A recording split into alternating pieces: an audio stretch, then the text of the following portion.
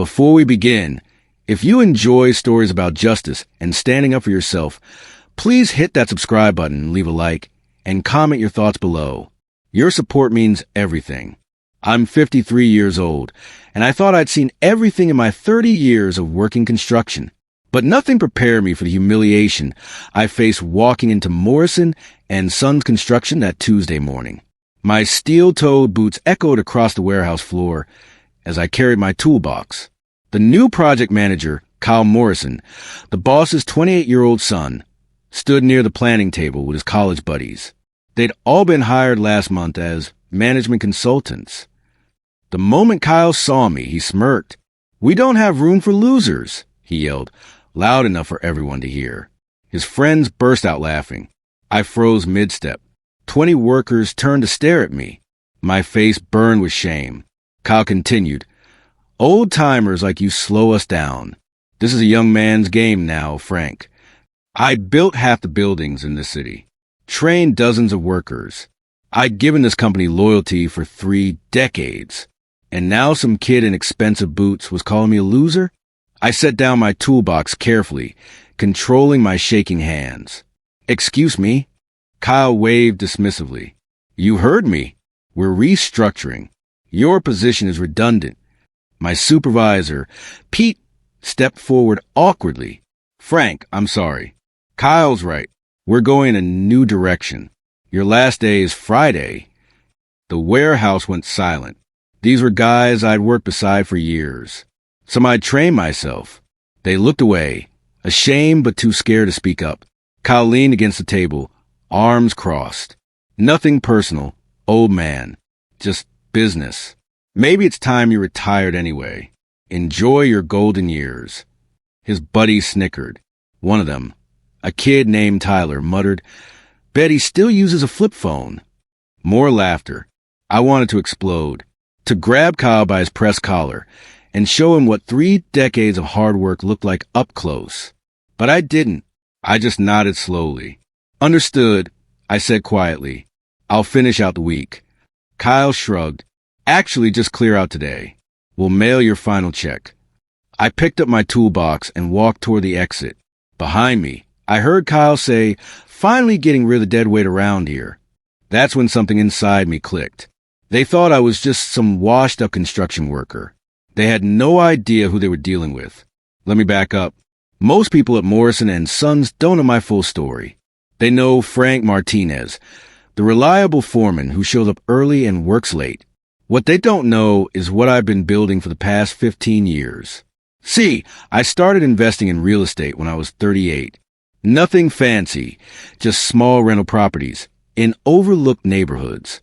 I'd buy rundown houses, fix them myself after work, then rent them out. My construction skills made renovations cheap. Over time, my portfolio grew. 5 properties became 10. 10 became 20. I reinvested every penny. No flashy cars or vacations. Just steady, smart growth. By my 50th birthday, I owned 43 rental units across the city. My wife, Maria, managed the books while I handled maintenance. Our net worth had quietly climbed to over $3 million. But I kept working construction. I loved the work. Loved building things with my hands. The money was just security for our future. Nobody at Morrison & Sons knew. I drove an old Ford truck, wore the same work clothes, and never bragged. Why would I? Real wealth doesn't need an audience. I got home that afternoon, toolbox in hand, anger still simmering. Maria was in the kitchen making coffee. She took one look at my face and knew. What happened? I told her everything. About Kyle's insult, the public humiliation, being fired on the spot. Her eyes blazed with fury. 30 years of loyalty and they treat you like garbage? She slammed her mug down. "Frank, you can't let this go." "What am I supposed to do?" I asked, sitting heavily at our worn kitchen table. Maria pulled out her laptop. "You're going to remind them who Frank Martinez really is." She opened our property management software, showing me our portfolio. Morrison & Sons rents their main warehouse from Westside Properties, right? I nodded slowly. "Yeah, they've been there 15 years. Maria smiled, but it wasn't warm. West Side property sold, that building 6 months ago. Want to guess who bought it? My heart started pounding. No way. She turned the screen toward me. There it was, Martinez Property Holdings, LLC, owner of the warehouse Morrison and Sons operated from. I was their landlord, and I'd completely forgotten. The purchase had been part of a larger deal. 5 commercial properties in one transaction. Maria handled the paperwork while I was on a job site. I'd signed the documents without realizing one of them was Morrison's warehouse. They don't know? I asked. Maria shook her head. The sale went through a management company. Morrison's lease is month to month under the old terms. They've been paying us rent for 6 months without knowing it. I leaned back, mind racing. Kyle had just fired the man who literally owned the building he worked in. The irony was almost too perfect. What are you thinking? Maria asked, watching my face. I stood up slowly. I'm thinking it's time Kyle learned an important lesson about respecting people. Over the next 3 days, I made plans. I wasn't going to just kick them out immediately. That would be too simple. No, I wanted Kyle to understand exactly what his arrogance cost him. First, I reviewed their lease. Morrison and Sons had been paying below market rent for years because the previous owner was a family friend. Those days were over. Monday morning, Maria hand-delivered a letter to Morrison and Sons. She dressed in a business suit, looking every bit the professional property manager she'd become. She walked right past Kyle, who didn't even glance at her, and handed the envelope to Pete. Lease notification from Morrison and Sons, she said formally. Requires immediate attention. Pete opened it, face going pale. What is this? Maria smiled. Your property has new ownership. The lease terms have changed. You'll find the details inside. Have a good day. She left before anyone could ask questions. I watched from my truck across the street, sipping coffee, as chaos erupted in the warehouse. Kyle grabbed the letter from Pete and read it aloud. Effective immediately, monthly rent increases from $8,000 to $15,000 to match current market rates. Additionally, the building requires safety inspections and code compliance updates within 30 days. Tyler laughed nervously. That's crazy. Who's the new owner? Pete looked at the signature on the letter. His face went white. Martinez Property Holdings. The warehouse fell silent. Then someone whispered, Wait, Martinez? Like Frank Martinez. Kyle's confident smirk disappeared. I drove home satisfied. The seed of doubt was planted. Let them wonder. Let them panic. That afternoon, my phone rang. Pete's number. I let it go to voicemail. He called 3 more times, finally leaving a message. Frank, please call me back. We need to talk about this rent increase. I didn't know you owned the building. Kyle didn't mean what he said. Can we work something out? I deleted the message. Maria raised her eyebrows. You're not going to respond? Not yet, I said. Let them sweat. Over the next week, I watched from a distance. Kyle tried to find cheaper warehouse space, but everything else was either too small or too expensive. Morrison and Sons had grown comfortable with their below-market rent. Now reality was hitting hard. I heard through mutual friends that Kyle's father, Old Man Morrison, flew back from his retirement in Florida to deal with the crisis. He'd stepped down 6 months ago, leaving the company to Kyle. Now his legacy was in jeopardy because his son couldn't keep his mouth shut. Wednesday afternoon, my phone rang again. This time it was Morrison himself. Frank. Morrison's gravelly voice came through. We need to talk. About what? I asked calmly. Don't play games with me. You know what? The warehouse lease. I let the silence stretch. Finally, Morrison sighed. Look, I know Kyle was out of line. He's young and stupid, but you're putting 40 workers out of a job over a grudge. Those 40 workers watched me get humiliated and said nothing. I replied, and this isn't a grudge. It's business. You said it yourself. Nothing personal, just business. Morrison was quiet. Then, what do you want? I want Kyle gone. Fired. Publicly. The same way he fired me. Frank, he's my son. Then you should have taught him better. I hung up. Maria looked at me with pride. You're really doing this. I am. And I felt no guilt. Kyle had embarrassed me in front of my peers. Now he'd learned that actions have consequences. That evening, I received an email from Morrison's lawyer. They were challenging the rent increase, claiming it was retaliatory. I forwarded it to my own lawyer with a simple note. Please handle this. My lawyer, Sarah Chun, was a shark. Within 24 hours, she'd sent back a 15-page response destroying their argument.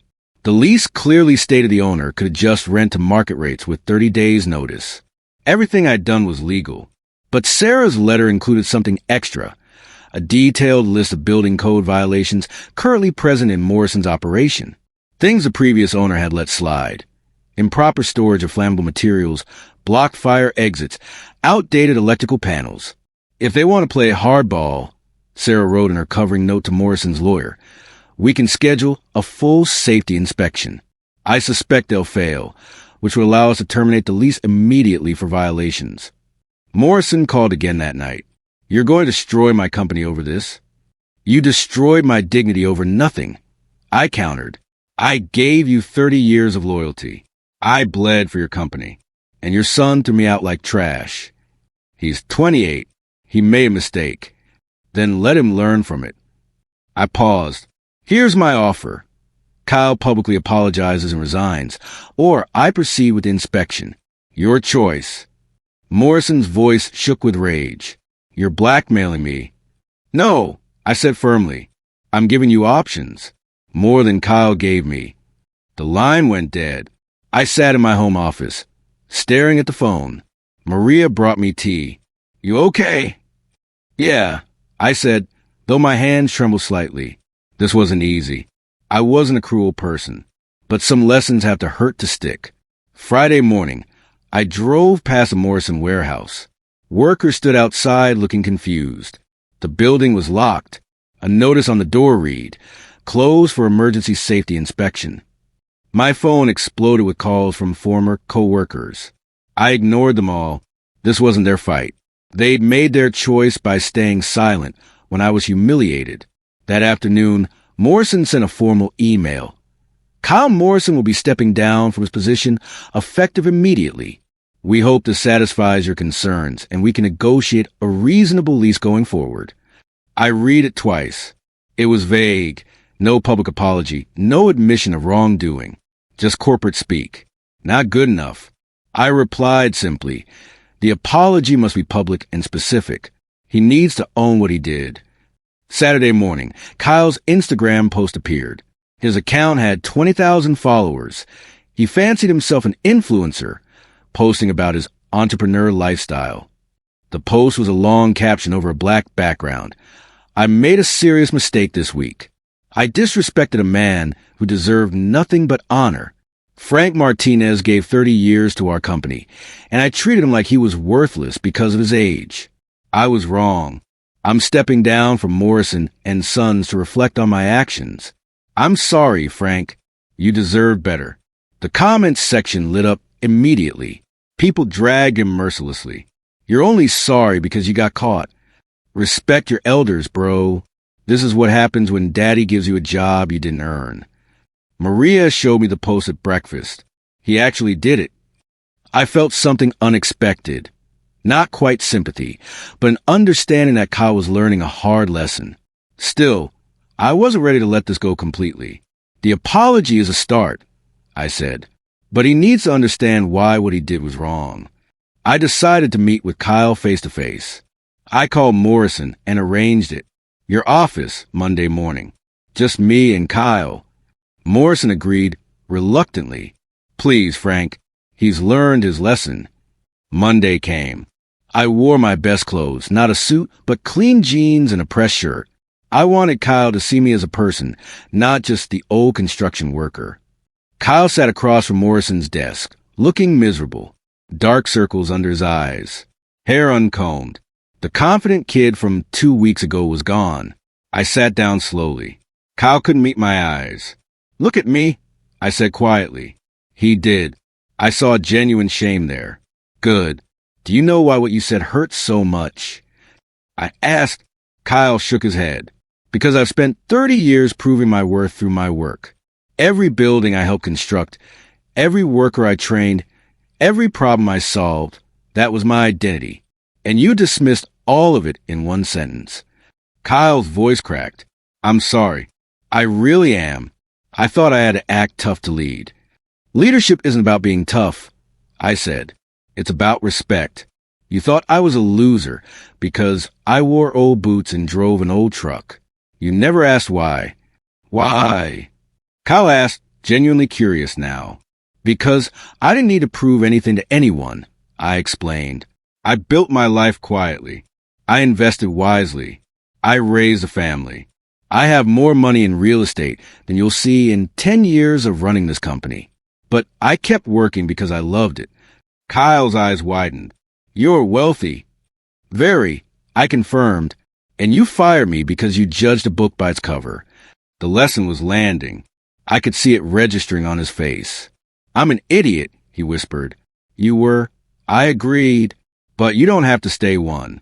Learn from this. Do better. Kyle nodded earnestly. Can I ask you something? Why construction? Why keep working if you didn't need the money? I smiled. Because building things matters. Creating something solid that lasts, that's meaningful.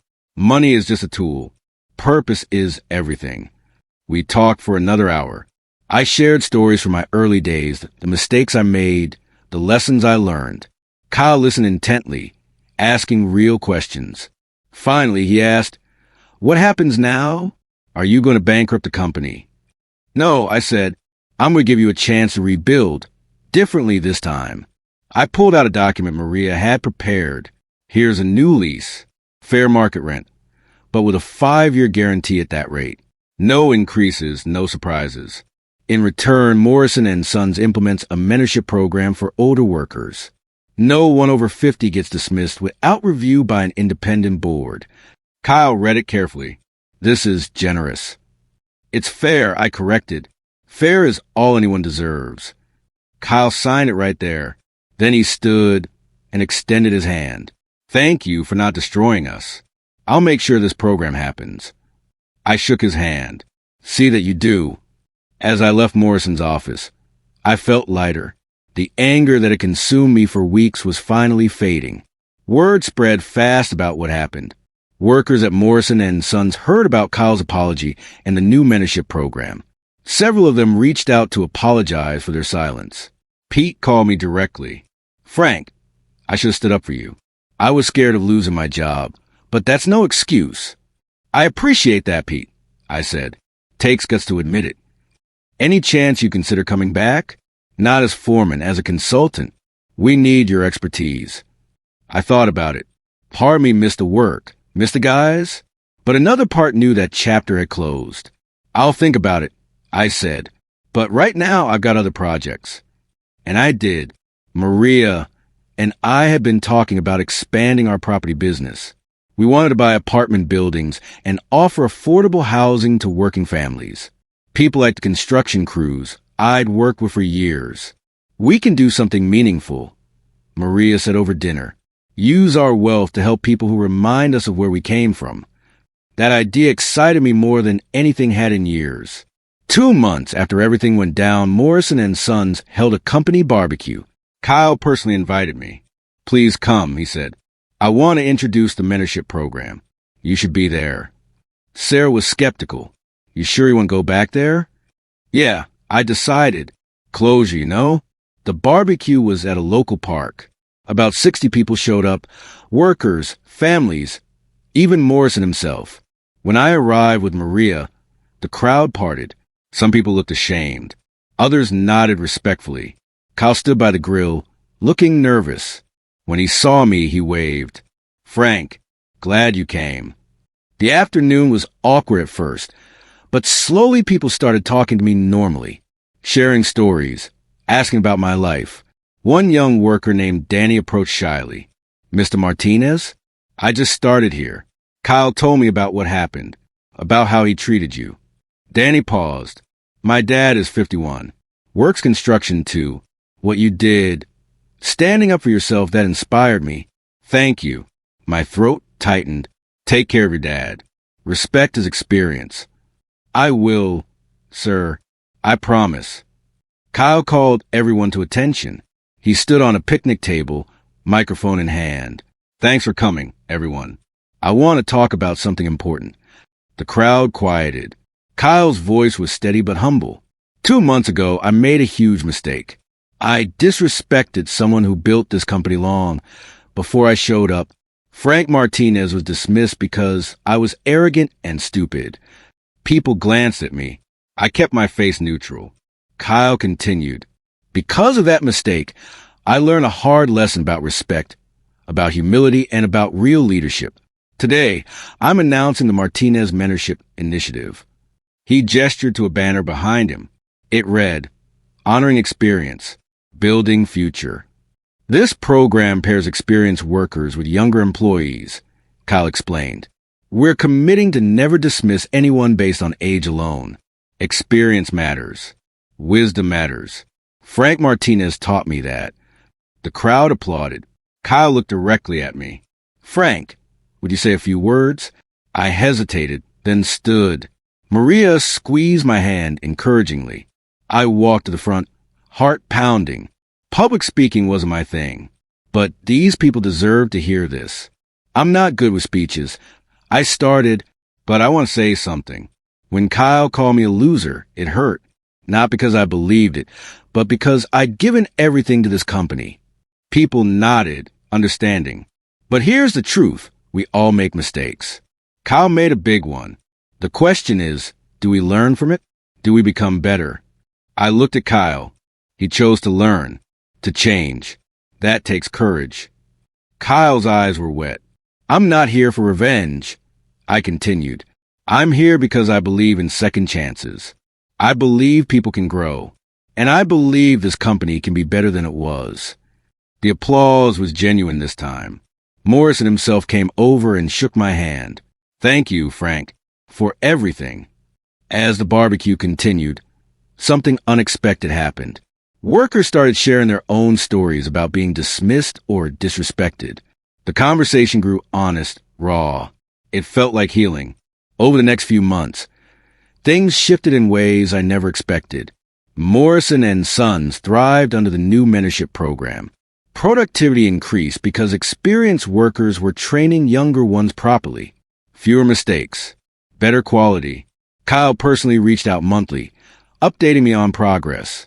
We just landed the biggest contract in company history, he said excitedly during one call. And it's because our reputation improved. Clients respect that we value experience. I smiled. Good. Keep it up. Maria and I moved forward with our affordable housing project. We bought a 40-unit apartment building in a working-class neighborhood. We renovated ourselves. Well, I handled construction while Maria managed contractors. We set rent at 20% below market rate for families where at least one person worked in skilled trades. Construction workers, electricians, plumbers, people like I used to be. The waiting list filled up in days. One applicant was a 55-year-old carpenter who'd been struggling to find housing after a divorce. When I approved his application, he cried on the phone. Nobody gives guys like us a chance anymore, he said. Thank you. That's when I knew we were building something meaningful. A year after the incident, Morrison called me out of the blue. Frank, I need a favor. What kind of favor? I'm stepping down permanently. Retiring for real this time. And I want you on the board of directors. I laughed. You're kidding. I'm not. Kyle's doing great, but he needs guidance.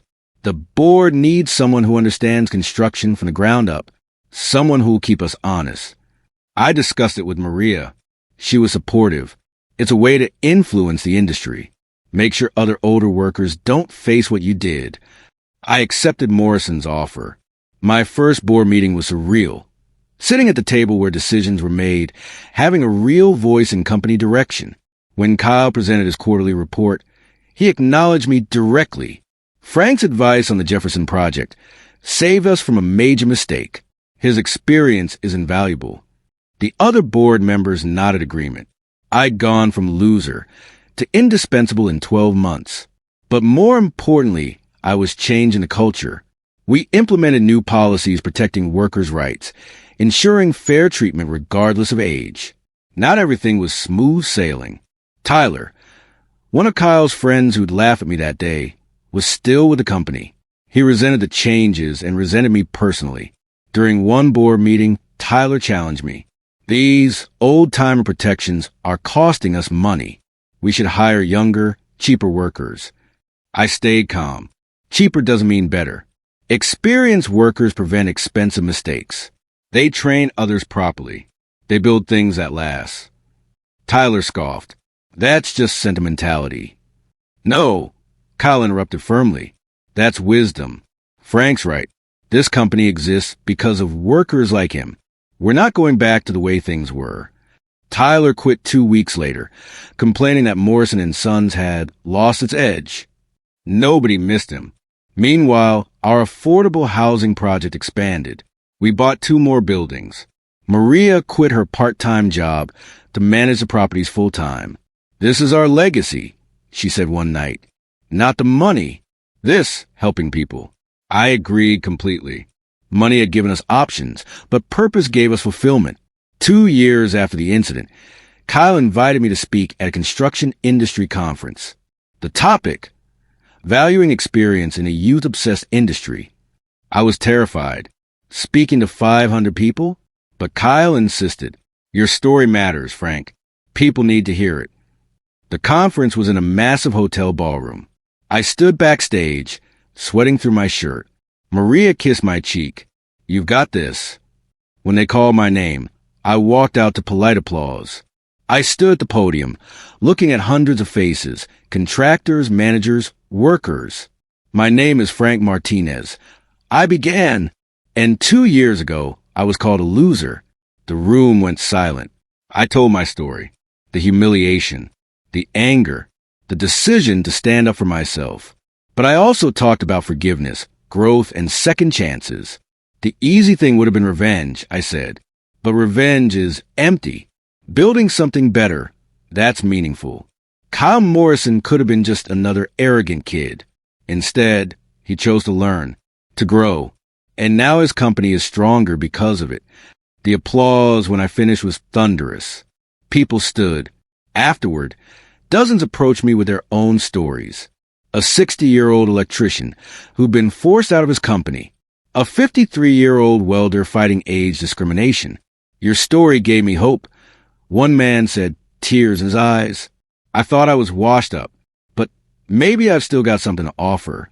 You do, I assured him. Don't let anyone tell you different. That night, a video of my speech went viral online. Within a week, it had 2 million views. Comments poured in, this man is a legend. More companies need to hear this. Respect your elders, people. I received interview requests from news outlets, podcasts, even a book publisher. It was overwhelming. But Maria kept me grounded. Remember why you did this, she said. Not for fame, for change. I turned down most media requests, but accepted a few that focus on age discrimination in blue-collar industries. If my story could help others, I'd tell it. Kyle called excited. Frank, 3 companies reached out asking how to implement mentorship programs like ours. You're changing the industry. Today, I'm 55. I serve on Morrison & Sons board and consult part-time on major projects. Maria and I own 8 properties providing affordable housing to over 200 families. Kyle is 30, and he's become the leader I hoped he'd be. Last month, he hired a 62-year-old master carpenter everyone else had rejected. Best decision I ever made, Kyle told me. The guy's incredible. The Martinez Mentorship Initiative has expanded to 6 other construction companies. It's becoming an industry standard. That makes me prouder than any paycheck ever could. Sometimes I drive past buildings I helped construct years ago. Shopping centers, apartment complexes, schools. They're still standing, still solid. That's the thing about good work. It lasts. The young workers at Morrison & Sons treat me with respect now.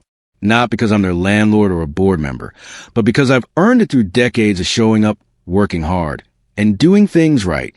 Danny, that young worker from the barbecue, is now a foreman. He calls me monthly for advice. My crew respect experience because of you, he said recently. You change how we think. Last week, I got an unexpected letter. It was from Tyler, Kyle's friend who'd mocked me and eventually quit. Mr. Martinez. It read, I've spent 2 years bouncing between jobs, wondering why nothing worked out.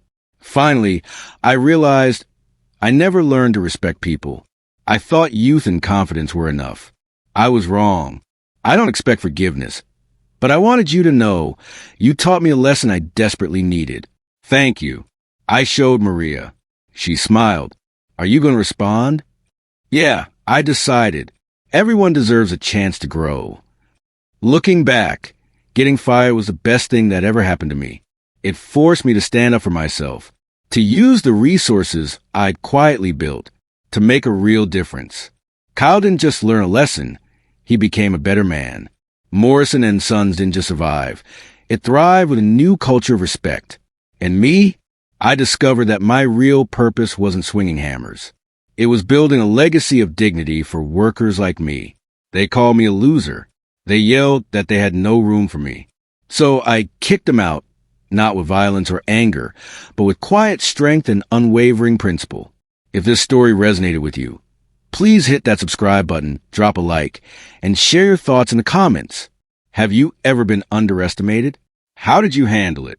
I'd love to hear your stories. Thanks for reading, and remember, never let anyone define your worth. You do that yourself.